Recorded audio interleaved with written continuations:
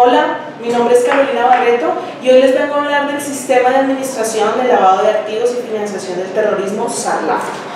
¿Por qué es importante el SARLAF para las compañías o para las organizaciones supervisadas por la Superintendencia Financiera de Colombia?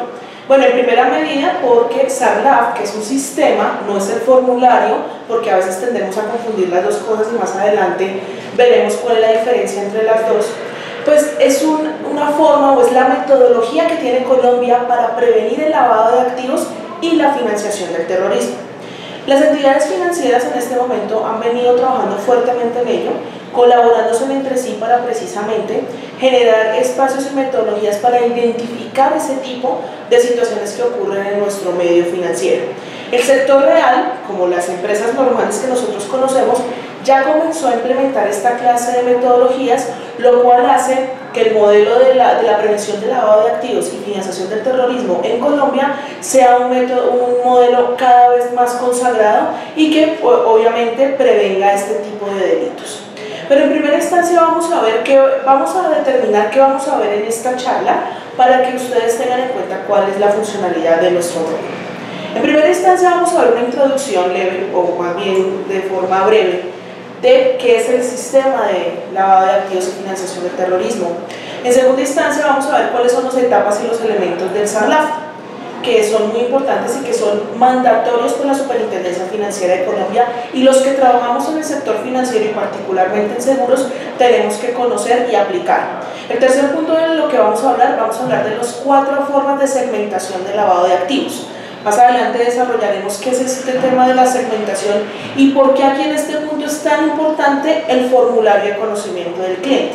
Y por último vamos a ver cuáles son las políticas a qué se enfrentaría una entidad supervisada como Correcol en caso de que sea sancionada y cuáles son precisamente las políticas de, digamos, lo que tiene que ver con el incumplimiento del sistema de administración de riesgo, de lavado de activos y financiación del terrorismo, de ahora en adelante, SARLAF.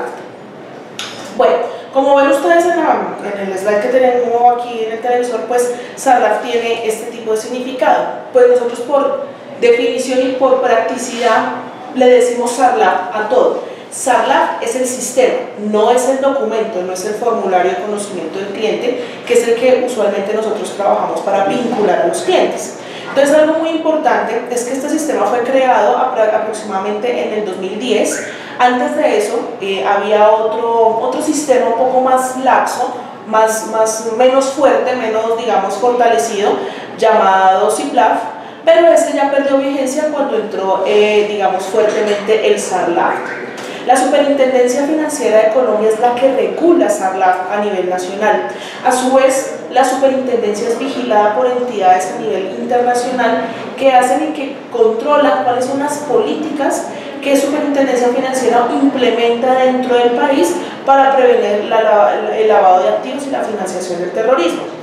Esto que les estoy contando, toda esta, digamos, estructura del lavado de activos, se encuentra dentro de un documento muy importante para el sector financiero llamado el Estatuto Orgánico del Sistema Financiero Colombiano. En ese estatuto encontramos toda la reglamentación del sector financiero, que se hacen seguros, que se hacen pensiones, el sector bancario, el sector fiduciario, la bolsa, en el caso del sector asegurador. Todo en ese estatuto está definido. Entonces, dentro de ese estatuto se encuentra pues la circular 026 del 2008, que es la que regula el SARLAF para el sector asegurador.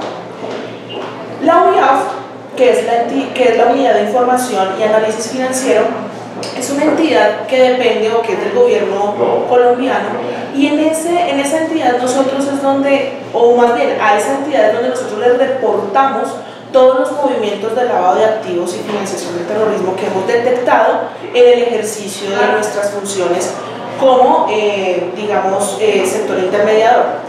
Mensualmente nosotros hacemos unos reportes a la UIAF de lo que ha ocurrido o lo que no ha ocurrido, porque para ellos es importante tener esta información con relación al lavado de activos. Ellos recogen toda esta información, la procesan y hacen los análisis correspondientes, que son los que finalmente y a nivel internacional Colombia presenta para demostrar cuál ha sido digamos, su trabajo en cuanto a la prevención del lavado de activos y financiación del terrorismo.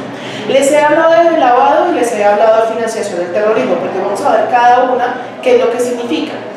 El lavado de activos es considerado en su esencia como una actividad ilícita. Y realmente, y diciéndolo coloquialmente, es volver un dinero mal habido o de dudosa procedencia en dinero que sea bien habido. Y hay muchísimas formas que vamos a verlas más adelante, particularmente en el sector asegurador, en donde nosotros precisamente hacemos esos trances. Entonces, tenemos un dinero que viene de unas actividades ilícitas o de una dudosa procedencia, y por medio de algunos elementos que se suscitan en el mercado y que tienen, digamos, unas definiciones y una estructura considerable, volvemos ese dinero y lo lanzamos en el mercado como un dinero limpio. A eso nosotros le llamamos lavado de activos o lavado de dinero. Y también, cuando hablamos de financiación del terrorismo, aquí es donde está la pequeña variación. Yo podría financiar actos terroristas con dinero bien habido. Lo que pasa es que aquí nos centramos netamente en la actividad de terrorismo, ¿sí? Cuando hablamos de lavado de activos, sabemos que el dinero que viene es un dinero que viene de dudosa procedencia. Pero en el caso de financiación del terrorismo puede ocurrir eso también, pero también que haya dinero bien habido y que se financien actos terroristas. Entonces, en ese término, obviamente, cuando hablamos de terrorismo, pues estamos hablando ya de condiciones económicas, religiosas, políticas, que pues bien son conocidas a nivel mundial, pues con todo este tema que se está desarrollando en este momento. Entonces, estos dos puntos son importantes para tenerlos en cuenta, porque los clientes que nosotros trabajamos o que nosotros, digamos, vinculamos, debemos tener, digamos, de acuerdo a su segmentación, que es lo que veremos más adelante, precisamente en estos dos escenarios.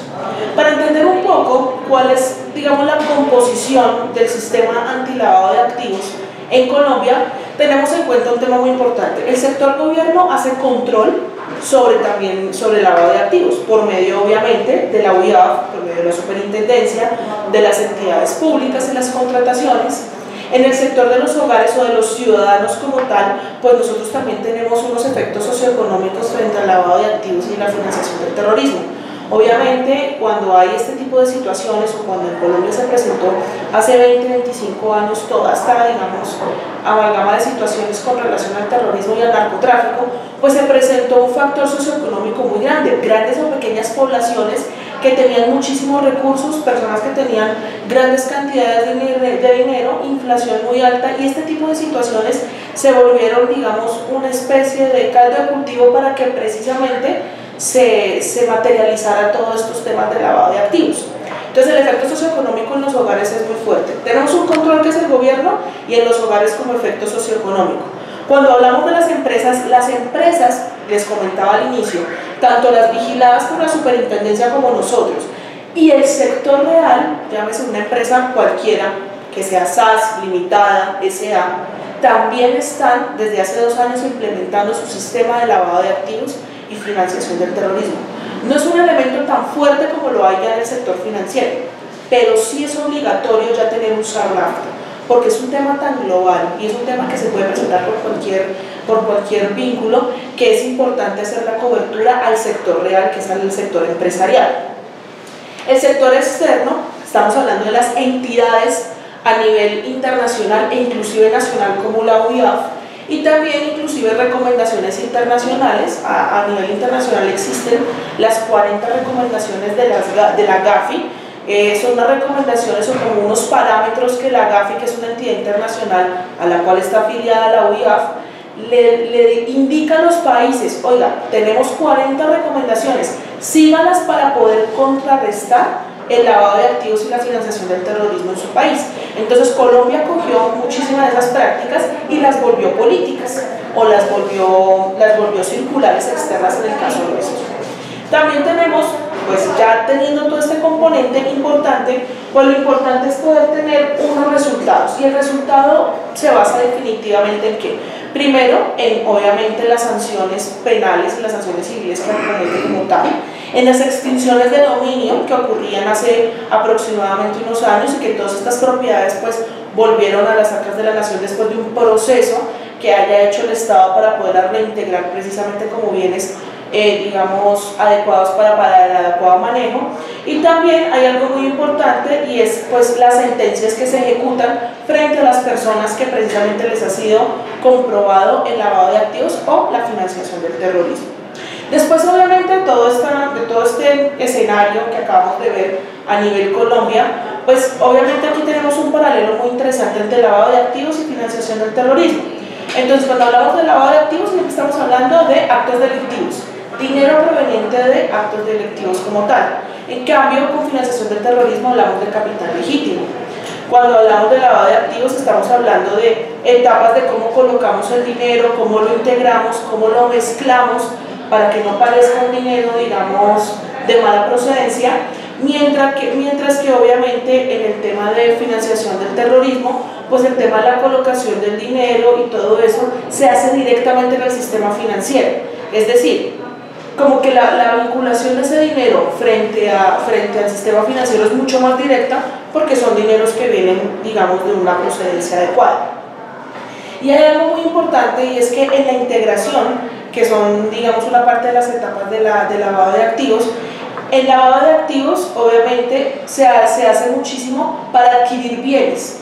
Nunca vamos a encontrar, o no vamos a encontrar con muchísima, digamos, regularidad, que los dineros o que las personas tengan dinero lavado en sus bolsillos.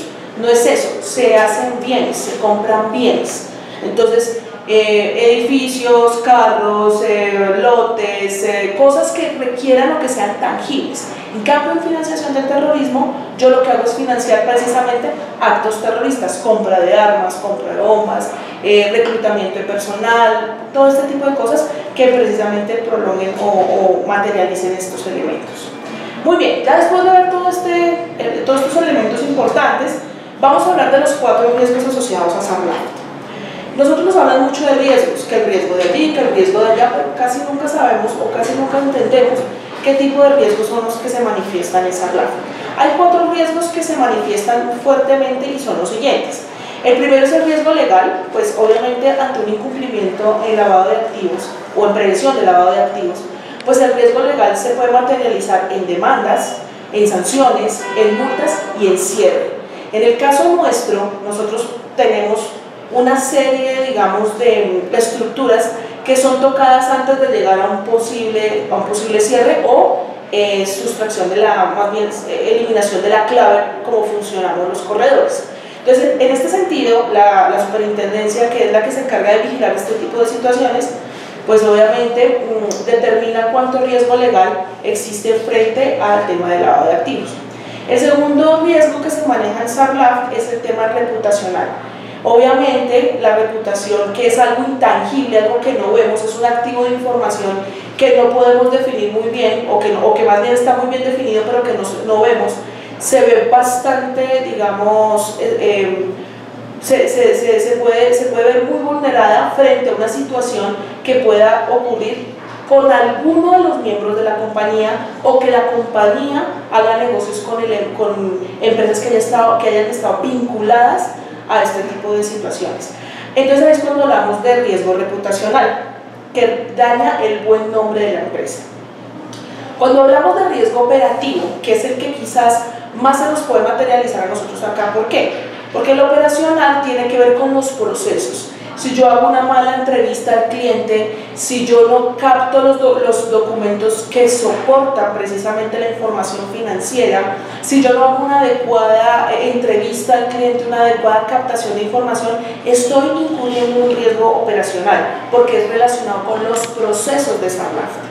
Y por último tenemos un riesgo llamado de contagio, que va muy alineado con el reputacional. ¿Por qué? Porque si yo tengo negocios o tengo nexos con personas que han tenido algún tipo de situación particular en frente al lavado de activos, pues muy seguramente voy a tener o me voy a contagiar. Eso es lo que llamamos. Puede que la empresa no tenga ningún problema, controle muy bien sus lavados de activos, controle muy bien lo que hace, pero si tiene relaciones en su haber comercial o juntas directivas que tengan miembros que hayan estado vinculados con algún tipo de entidad que tenga ese problema, o uno de sus trabajadores tenga vínculos o familia que haya tenido algún tipo de relación frente al lavado de activos, estamos hablando de riesgo de contagio. Estos 4 riesgos hay que reportarlos y se reportan a la UIAF, que era lo que les estaba comentando, mediante 2 clases de operaciones, que son las sospechosas y las operaciones inusuales, que ya las veremos más adelante para saber de qué se trata. Muy bien, estos son los riesgos asociados a SARLAF. Ahora vamos a ver las 3 etapas de cómo se opera lavado de activos en el sector asegurador, en el sector, digamos, de corretaje. Primero, la colocación. ¿De la colocación qué es? El lavador identifica en dónde debe poner su dinero, en dónde puede colocar sus fondos, y esto puede ser o a nivel nacional o a nivel internacional. Ustedes han escuchado hablar de los grandes paraísos fiscales, del secreto bancario, pues estos países precisamente son perfectos para la colocación. En el caso de Colombia también hay unos sitios donde uno ya sabe particularmente en dónde se puede colocar más fácil el dinero. Entonces, la primera etapa es donde el lavador identifica en qué momento debe colocar su dinero. La segunda etapa es el ocultamiento. Entonces, ¿el ocultamiento qué es? El lavador integra mediante movimientos financieros, o como lo que llamamos en la parte de lavado de activos, capas de actividades o acciones donde oculta verdaderamente de dónde proviene el dinero. Entonces hace muchísimos, hace algunas transacciones, compra, vende, testaferrato, todo este tipo de situaciones es el ocultamiento, lo que nosotros llamamos ocultar lo más profundo que se pueda el dinero que viene por captación ilícita. Y la tercera y último elemento es la integración. Entonces ahí es donde la economía acoge el dinero, lo integra a su sistema financiero, a su sistema económico, y ahí sí ya no hay posibilidad de cómo identificar precisamente cuál es el dinero que viene de actividades ilícitas y cuál es el que viene de actividades lícitas. Entonces ahí ya tenemos una integración de estos dineros, y muchos de ellos de los bienes, de los activos que tengan estos lavadores, y precisamente ahí es donde podemos facultar fácilmente la integración. Aquí es donde realmente se hace más difícil hacerle la trazabilidad a un tema de lavado de activos, pero se presenta y se puede detectar. Aquí pues más adelante es como un dibujo que aquí les traigo pues como para entender un poco cómo puede un lavador mediante ejemplos captar y colocar el dinero. Muy bien, hablando de esto que es nuestra integración, ya esta es digamos la introducción al lavado de activos, vamos a hablar ahora de las etapas y de los elementos del SARLAF. Entonces, cuando hablamos de etapas estamos hablando de actividades. Y todos los sistemas de administración de riesgo, llámese SARLAF, llámese SARO, que es riesgo operativo, llámese atención al consumidor financiero, SAC, el de control interno, que son los sistemas de administración de riesgos, digamos, vigilados por la superintendencia, tienen 4 etapas. La primera etapa, que es la identificación del riesgo. Yo identifico mis riesgos, mis actividades en donde potencialmente yo puedo, obviamente, tener o se puede ver más vulnerable el lavado de activos. En el caso de nosotros, Correcol particularmente, nosotros tenemos identificadas las actividades donde debemos tener muchísimo más cuidado frente a la información que estamos captando. Digamos que nosotros tenemos una ventaja muy fuerte, y es que nosotros no captamos dinero, o sea, nosotros no somos captadores de dinero como tal, porque somos intermediarios de pólizas. Pero frente al conocimiento del cliente, nosotros somos los responsables. La superintendencia indica en su circular 028 que nosotros debemos ser nosotros los corredores de seguros somos los responsables del conocimiento del cliente. Por eso muchas veces nosotros somos muy incisivos con la calidad de la información del formulario, porque ahí es donde está la verdad del cliente, ¿sí? Y el mismo formulario le va dando a uno alertas de cómo puede ser el cliente, de cuánto dinero maneja, cuáles son sus activos, sus movimientos, los ingresos no operacionales. Ese tipo de identificación de todas esas variables es lo que nosotros identificamos aquí, es lo que nosotros colocamos acá. Identificamos el riesgo y lo que lo puede causar. Entonces va muy atado la actividad con el riesgo. El segundo paso que nosotros hacemos en las etapas y elementos de SARLAF tiene que ver con la medición. ¿Qué quiere decir esto? Le vamos a poner numeritos a los riesgos. Entonces, si yo tengo un riesgo como por ejemplo ausencia de información financiera en el formulario de conocimiento del cliente. Yo tengo que calcular cada cuánto se da y cuál puede ser el impacto. Es lo que nosotros llamamos el riesgo, probabilidad y consecuencia.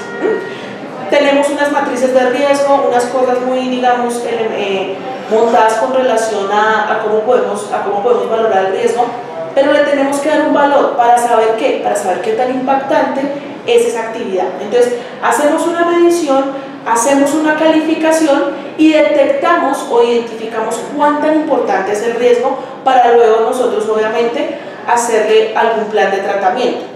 Ese plan de tratamiento de riesgos es lo que va en la tercera etapa, en el control. En el caso de Correcol, el área de sistemas de gestión, que es la que tiene a cargo esta tarea, elabora unas matrices de riesgo donde se valoran los riesgos relacionados al lavado de activos y hace un monitoreo de cuánto o cómo se están comportando esos riesgos. No significa que los riesgos a cada nada digamos, vayan a subir, lo ideal es mitigarlos, por eso se llaman planes de tratamiento de riesgo. Pero hay que estar monitoreando los riesgos porque a través de que el mercado va cambiando, con la entrada, salida y todo esto de compañías de seguros, y a veces que pues, la legislación también va a cambiar un poco en cuanto a la entrada de nueva competencia, pues todo esto le da una vuelta al sistema de administración de lavado de activos. Entonces ahí nosotros tenemos que hacer una actualización de los riesgos. Aquí nosotros, en el caso nuestro particularmente, nos afincamos muchísimo en las políticas y también en los medios tecnológicos. Cuanto más tecnológico sea nuestro control sobre el lavado de activos, el riesgo va a ser menor. Por eso es que se tiene que estar haciendo monitoreos. Entonces ya tenemos la identificación, que es el proceso y el riesgo. Tenemos la valoración, que es la misma medición. Tenemos el control, que es el monitoreo, tenemos el control, que es como la verificación de esos controles. Y en lo último tenemos el monitoreo que es precisamente un seguimiento de la evolución de cada uno de los riesgos identificados. Estas 4 etapas son las que se manejan en lavado de activos. Entonces, ¿dónde yo materializo las etapas? Como que en dónde las hago o cómo las puedo conseguir o frente a qué tipo de, digamos, de elementos yo me tengo que ir para verificar si esto está siendo, digamos, adecuado o no. Bueno, pues aquí tenemos los elementos del SARLAF. Son 8 elementos muy sencillos. Primero, las entidades supervisadas deben tener políticas de lavado de activos. Entonces nosotros tenemos un sistema de administración de riesgo de lavado de activos, tenemos un SARLAF, ahí hay unas políticas, hay unos objetivos, hay unos indicadores. Nosotros hacemos medición de operaciones sospechosas, de operaciones inusuales, también hacemos seguimiento a las transacciones mayores de 10 millones de pesos, hacemos seguimiento a clientes de determinados sitios del país. Por ejemplo, si un cliente nuestro presentó un activo en el año 1, pero su activo en el año 2 se triplicó, se cuadruplicó, para nosotros ya es una alerta. Entonces, todo ese tipo de situaciones van documentadas en las políticas de SARLAF. Entonces, el primer elemento es políticas. El segundo elemento son los procedimientos. Los procedimientos son la documentación de las actividades que yo genero o que yo hago para controlar el lavado de activos y financiación del terrorismo en mi empresa, en la empresa supervisada. Entonces nosotros tenemos, por ejemplo, procedimientos para captar clientes, procedimientos para identificar operaciones sospechosas e inusuales, tenemos procedimientos para medir los riesgos, tenemos un manual de lavado de activos. Entonces todo este tipo de situaciones se van volcando hacia ese elemento. La documentación tiene que ver con las evidencias de lo que yo tengo en cuanto a lavado de activos se refiere. Entonces aquí yo puedo incluir mis matrices de riesgo, mis reportes de operaciones sospechosas e inusuales, cualquier formulario de conocimiento del cliente que nosotros captemos, los soportes de los formularios de conocimiento del cliente. Todo eso son soportes de la documentación del sistema de lavado de activos. El cuarto elemento es la estructura organizacional. Bueno, y ustedes dirán, ¿por qué aquí el organigrama? Bueno, el organigrama es supremamente importante porque, aun cuando todos somos responsables del SARLAF y todos decimos todos, porque hacemos conocimiento del cliente, pues siempre el representante legal va a ser el responsable del sistema. También tenemos una persona que es importantísima en este sistema, que es el oficial de cumplimiento, que más adelante hablaremos un poco de él, que es vital en un sistema de lavado de activos. Y también la estructura organizacional me permite a mí identificar cuáles son los responsables frente al conocimiento del cliente. Recuerden que cada vez, antes de que hagamos un negocio, que pactemos una póliza, hagamos un programa de seguros, es nuestro deber conocer la información del cliente. Y esa puede ser desde el técnico junior, el técnico senior, el ejecutivo de cuenta, cualquiera de nosotros que tengamos actividades, hasta nosotros en sistemas de gestión tenemos la obligación de dar, digamos, prioridad al conocimiento del cliente, porque validamos que la información que esté ahí esté bien consignada. Entonces, la estructura organizacional es muy importante porque ahí se refieren las responsabilidades y los roles frente a SARLAF. Los órganos de control. Bueno, nosotros somos una entidad muy vigilada. Estamos hablando de la Superintendencia Financiera de Colombia, que pues es obviamente nuestra mayor supervisada, es la entidad que más digamos acoge estos elementos, pero también tenemos otros órganos de control importantes. Tenemos una revisoría fiscal que nos hace auditoría cada 3 meses con estos sistemas de administración. Las auditorías externas e internas también, digamos que están vigilantes del cumplimiento legal de este acondicionamiento como tal. También tenemos control interno, entonces el control interno también nos ayuda a verificar bastante si estos procesos están cumpliendo o no. Entonces los órganos de control vienen siendo un elemento importante. A nivel interno tenemos una junta directiva que es quizás el órgano colegiado más importante del SARLAF. De ahí ellos definen y determinan las políticas precisamente referentes a SARLAF. Y de aquí, pues, hablando un poco del oficial de cumplimiento, el oficial de cumplimiento, por ejemplo, depende de la junta directiva.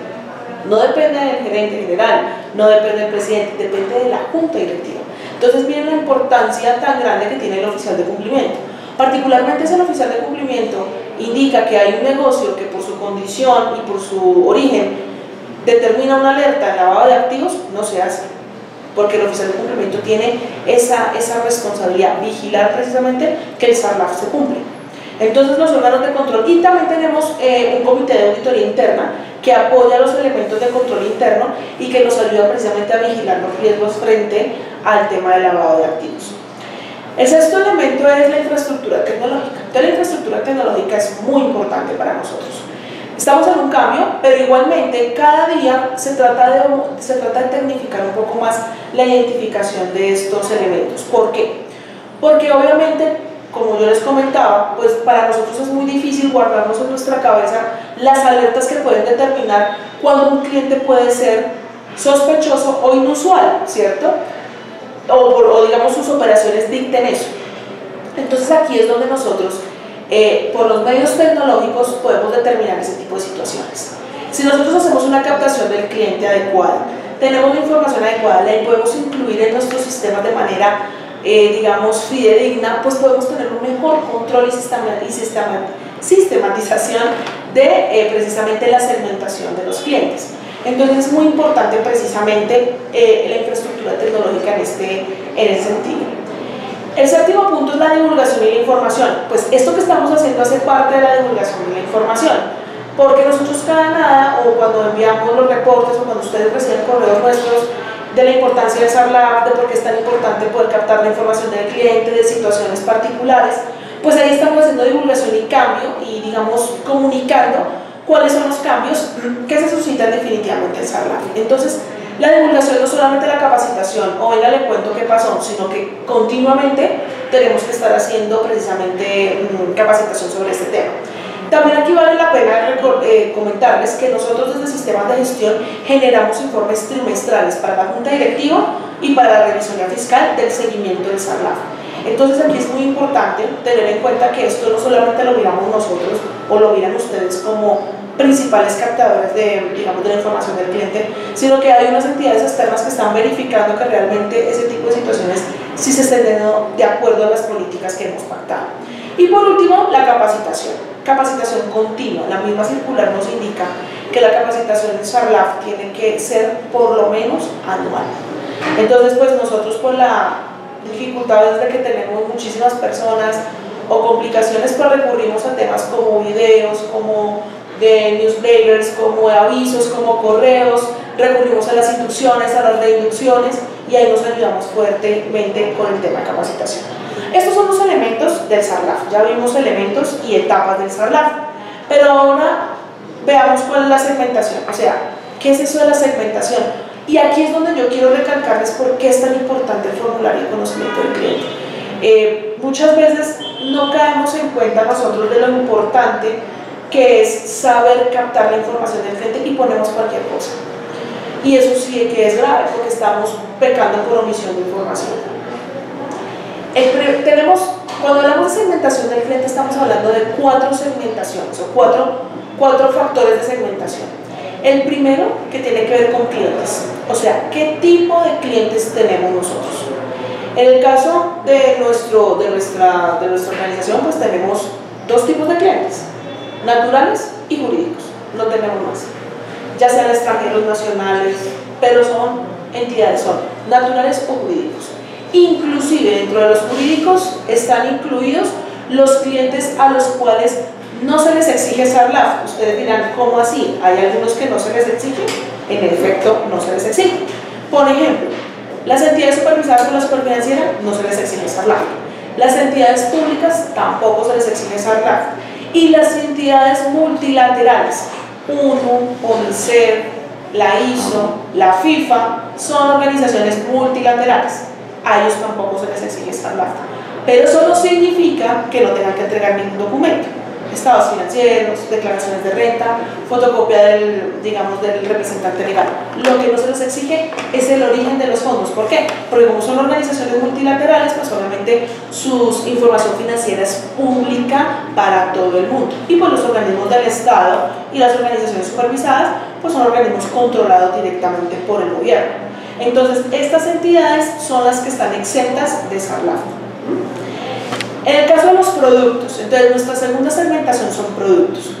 Los productos que nosotros comercializamos acá en Correcon, entonces por ejemplo, tenemos los seguros generales y de vida, tenemos los seguros de cumplimiento y tenemos los seguros de autos. En estos de autos, por ejemplo, se incluye SOAT. Hay ramos que no se les exige el formulario de conocimiento del cliente. SOAT, riesgos laborales y aquellos que tengan que ver con algunos de vida como hospitalización y cirugía, ¿sí? A esos no se les exige el formulario de conocimiento del cliente. La misma circular lo indica, ¿sí? Entonces, o los que son los monoseguros o lo que tenemos que ver con seguros masivos, tampoco se les exige el formulario de conocimiento del cliente. Esto pues obviamente puede tender a cambiar, puede que mañana la superintendencia diga, bueno, los que eran de hospitalización y cirugía sí se les exige SARLAF, entonces, se les exige el formulario de conocimiento del cliente, pero eso es de acuerdo a lo que defina la entidad supervisada. A hoy, a estos ramos no se les exige el formulario de conocimiento del cliente. Entonces tenemos clientes y productos. El tercer segmento que nosotros tenemos la obligación, porque esto es dado por la normativa, la obligación es el canal. El canal, ¿qué quiere decir? Es la vía por donde llegan los negocios. Entonces acá en nuestra entidad pues tenemos aquellos que vienen referidos a nivel internacional, los que vienen directamente por los comerciales o por los técnicos y los clientes nuevos. Entonces los canales son los conductos que utilizamos nosotros para captar negocio.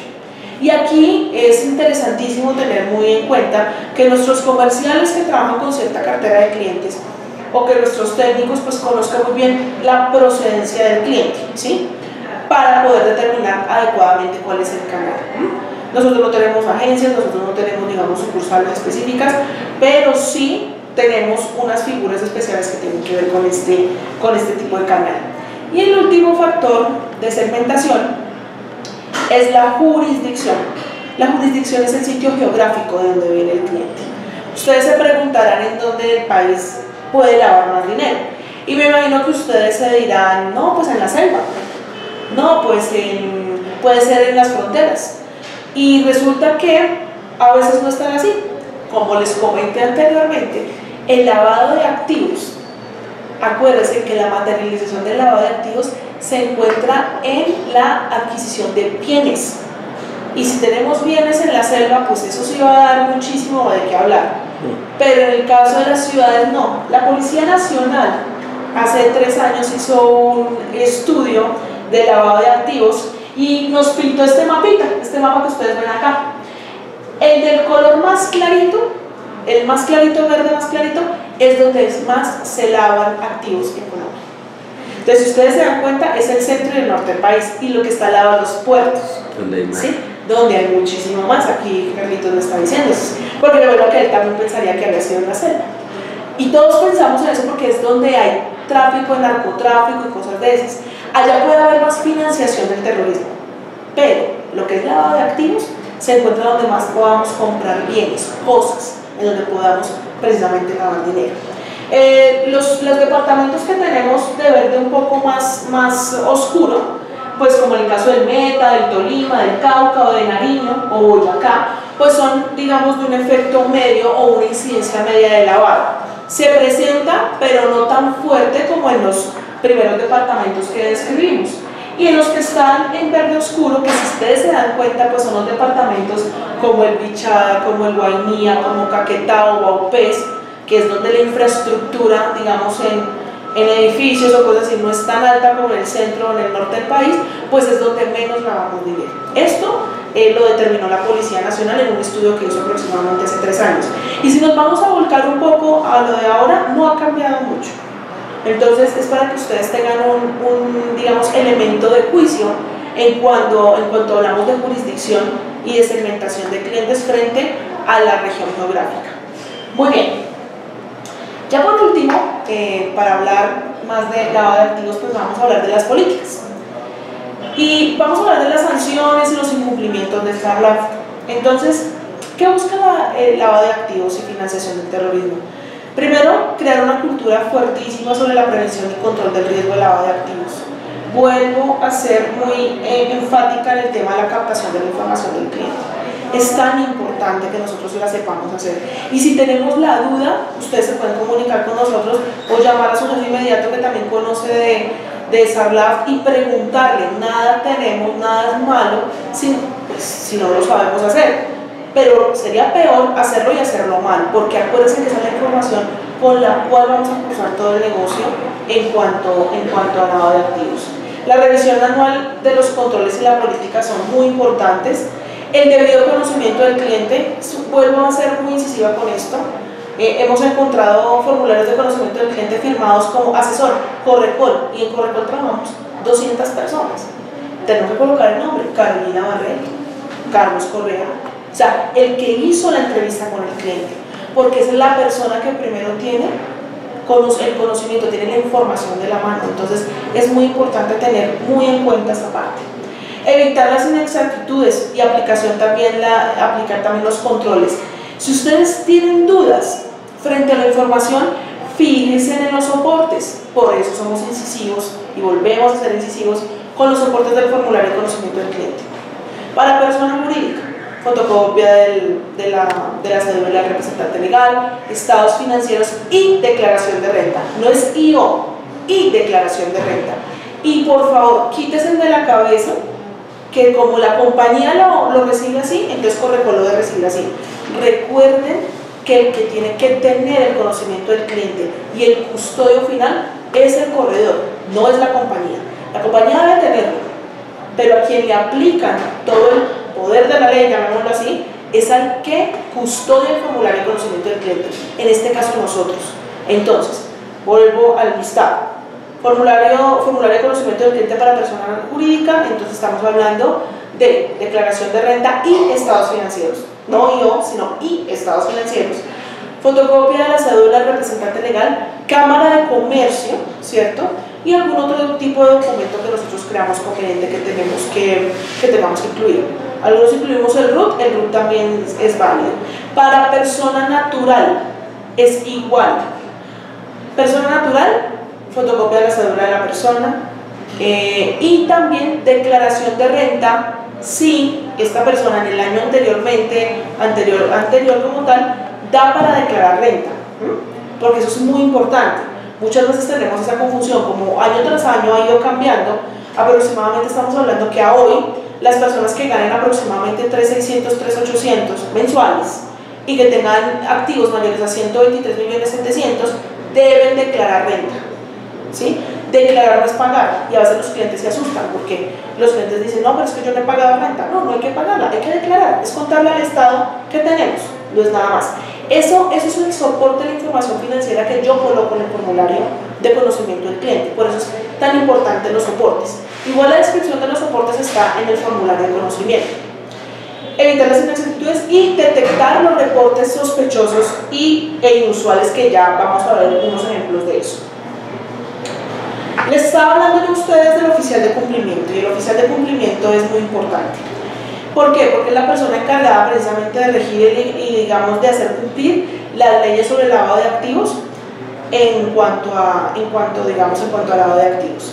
En el caso de nuestra organización hoy, nuestro oficial de cumplimiento es William Mora, y tenemos un oficial suplente que es el señor Oscar López. Ellos dos son los oficiales de cumplimiento, uno es el suplente y el otro es el oficial o el principal. Esas personas están posesionadas ante la superintendencia financiera. O sea, esto no es un tema de, oye, tú me pareces bueno para el oficial de cumplimiento. No, ellos debieron cumplir con unos requisitos, pasar unas pruebas y finalmente ser los oficiales de cumplimiento. Estas personas tienen gran responsabilidad sobre SARLAF y por eso les debemos colaborar muchísimo en la captación de la información del cliente, porque es muy importante que el ejercicio de ellos se cumpla siempre y cuando nosotros también cumplamos con el sistema de administración. Muy bien, yo les venía hablando de operación sospechosa y operación inusual. Bueno, ¿qué es una operación sospechosa?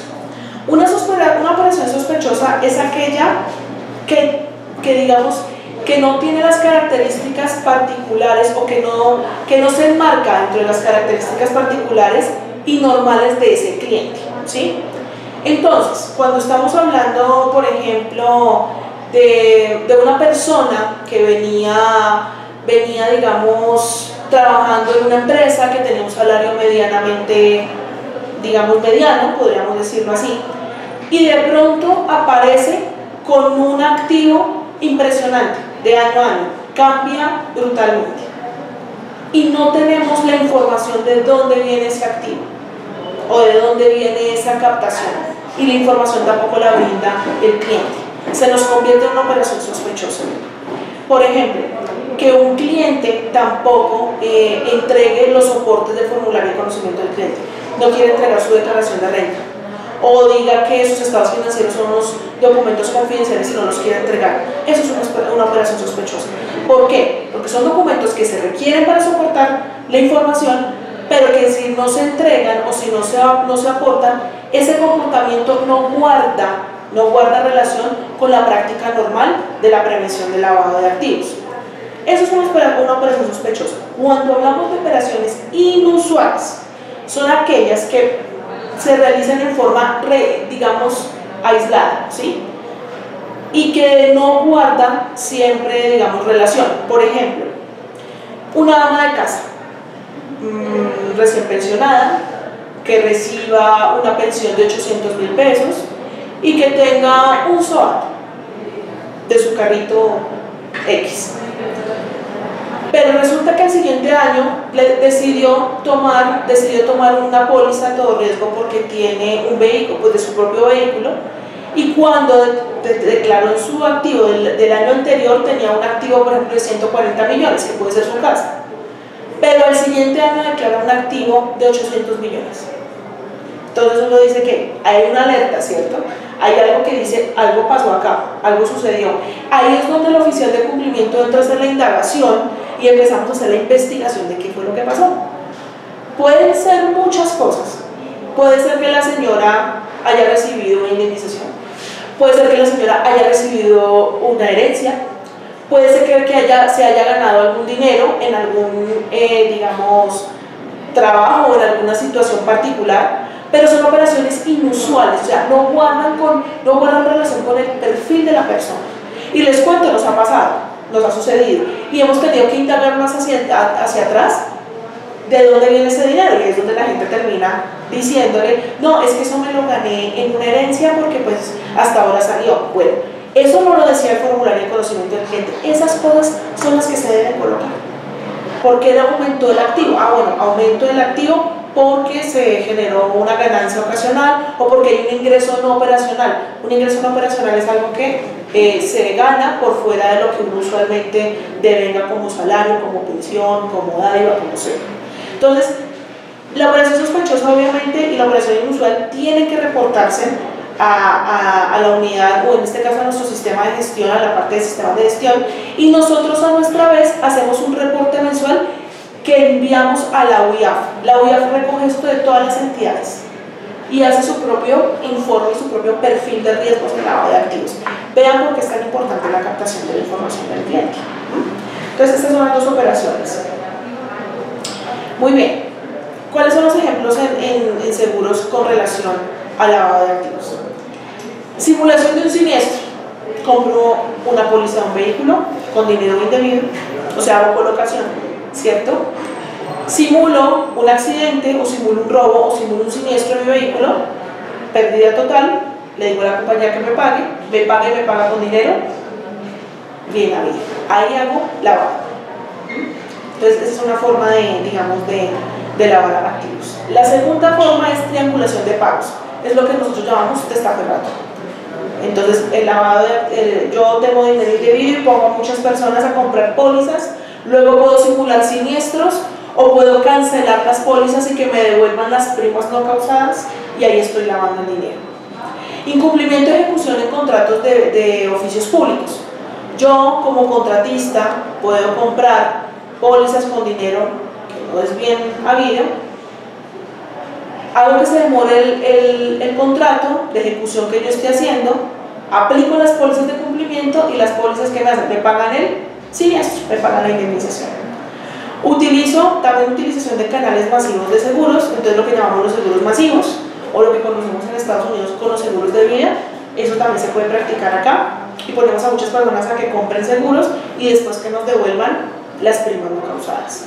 Las devoluciones efectivas de primas, que son las devoluciones no causadas de primas que de pólizas que yo no use, y los salvamentos que son aquellos digamos, elementos que quedan después de un siniestro que pueden ser recuperables y que pueden ser vendidos, ¿sí? Salvamentos pueden ser vehículos, mercancías, maquinarias, bienes, lo que ustedes, digamos, definen como lo que es el interés asegurable, y estos salvamentos, al ser vendidos, como primera opción la tiene la persona que lo pierde, ¿cierto?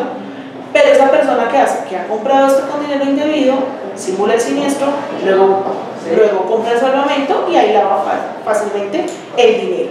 Estos son, digamos, los ejemplos más fuertes que vemos, o más, digamos, que se presentan con más, digamos, regularidad en la parte de seguros. Las sanciones, y bueno, ya con esto pues obviamente cerramos específicamente, y es que en estos tenemos que ser muy crudos. Les cuento que las sanciones en SARLAF son gravísimas. Cuando uno materializa un riesgo en lavado de activos, es el acabose. Va la responsabilidad civil y penal de los miembros de junta directiva. O sea, los miembros de junta directiva, el representante legal y la compañía pueden responder hasta con su patrimonio por una falta en el sistema de administración de lavado de activos. ¿Qué quiere decir esto? Que nuestro gerente puede perder los bienes, que nuestra junta directiva puede perder los bienes y que el oficial de cumplimiento puede perder los bienes también. Inclusive nosotros desde el área de sistema de gestión, yo que particularmente firmo los formularios, estoy respondiendo con mi patrimonio frente a una sanción en lavado de activos. Esto obviamente pasa después de que yo ya he acabado con el patrimonio de la empresa y pues tengo que responder frente a eso. Les cuento una cosa, esto no es cubierto por ninguna póliza. De por sí, en las pólizas de directores y administradores, el único directivo que no va incluido es el oficial de cumplimiento, porque no aplica ninguna materialización. Una materialización en lavado de activos es gravísima. Entonces respondemos con nuestro mismo patrimonio. Por eso la firma ahí es válida, incluso la firma de ustedes, que ustedes firman los formularios cuando entrevistan a los clientes. Finalmente vamos a hablar de las sanciones. Entonces las sanciones en lavado de activos pues son muy graves. La materialización de un riesgo en SARLAF es bastante fuerte, y yo aquí quiero ser muy cruda y quiero ser muy frontal con el tema. Cuando ustedes captan la información del cliente, ustedes están colocando su firma, ustedes son responsables de la información que están dando ahí. No significa que ustedes son los que van a responder finalmente por actos quizás penales. Se ha dado, y en nuestro medio se han dado, han habido personas que han sido inclusive, digamos, responsables civil y penalmente por la información que se capte ahí. Por eso es muy importante, y aquí hay algo que yo quiero ser muy clara, que el cliente sea el que diligencie el formulario de conocimiento del cliente, no ustedes. Es que él me escribió un correo diciéndome que yo le llenara tal espacio. No. ¿Por qué? Porque después el cliente puede decir, esa no es mi letra, esos no son mis números, yo no sé quién llenó eso. ¿Y quién termina pagando el favor? Ustedes por buenas notas. Entonces lo ideal es que sea el cliente que lo firme. Es más, envíenselo por correo, que ellos lleguen y se los envíe escaneado mientras les entregan el original. Acuérdense que el original siempre debe reposar en el corredor. Ninguna compañía de seguro les puede pedir el formulario de conocimiento original. El original lo reposamos acá, nosotros lo tenemos acá. Hacemos movimientos, digamos, de estarlo digitalizando y todo para agilizar las pólizas, pero el formulario original vigente es el que tiene que permanecer acá. El formulario se actualiza año con año, entonces es anual que debemos tener la información del cliente. Es importante eso. Volviendo un poco con las responsabilidades, la responsabilidad va patrimonio de la empresa supervisada, en este caso patrimonio corrector. Si hay una falta comprobada ante el sistema de administración de lavado de activos, estamos indicando que lo primero con lo que respondemos es con el patrimonio de la empresa. Segundo, el patrimonio del representante legal. Tercero, el patrimonio de toda la junta directiva. Cuarto, el patrimonio del oficial de cumplimiento. Y quinto, el patrimonio del área de riesgo, o en este caso el área de sistema de gestión, o sea, mi patrimonio. Todos respondemos con las cositas que tenemos. Entonces miren tan importante y tan, digamos, particular y tan delicado que es la captación de un formulario de conocimiento del cliente. Esto es bastante importante tenerlo en cuenta. Todos, si hay una falla en el sistema, todos respondemos con nuestro patrimonio. Lo ideal es nunca llegar a eso, obviamente. Tenemos sanciones administrativas que son precisamente multas, que son multas, digamos, monetarias, o llamados de atención, o las llamadas glosas que llaman la superintendencia, que son informes que van pues a las entidades de control, y pues nadie quisiera aparecer en una lista negra, eso es fatal. Las sanciones administrativas, que tienen que ver precisamente con eso, las sanciones penales, que obviamente por su propio nombre lo dice, pues son las que dan cárcel y las que dan finalmente pues purgan años de condena, también por lavado de activos o por evadir las políticas y las prácticas. Y finalmente el cierre, en este caso nos quitan la clave, no podemos funcionar y podrían cerrar directamente el corredor. Entonces, miren tan importante que es que nosotros tengamos muy en cuenta todos estos temas de lavado de activos. Algo muy importante, actualización anual, ¿cierto? Entrega directamente a nuestro sistema de gestión para que nosotros podamos validar la información. El apartado, en el formulario de conocimiento del cliente que ustedes han conocido, hay dos apartados, el apartado 7 que es el que ustedes firman y el apartado 8 que es el que firmamos nosotros.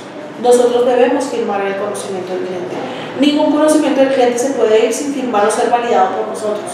Las compañías ya han estado fuertemente trabajando en eso y nos han ayudado muchísimo a contrarrestar esa falta de información.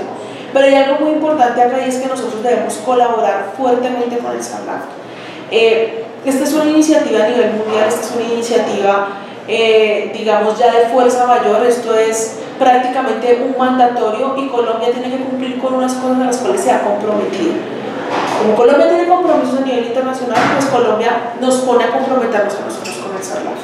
Entonces yo los quiero invitar a que si tienen alguna duda, alguna pregunta, si sienten que en algo están perdidos, por favor no duden en llamarnos a nosotros. Extensión 1801, extensión 1802, ahí les podemos ayudar, les podemos colaborar y qué bueno sería pues obviamente que todos estemos trabajando a favor del SARLAF. Les quiero agradecer muchísimo por estos minutos prestados, espero que les pueda ayudar todo esto que hemos hablado hoy. Hasta pronto.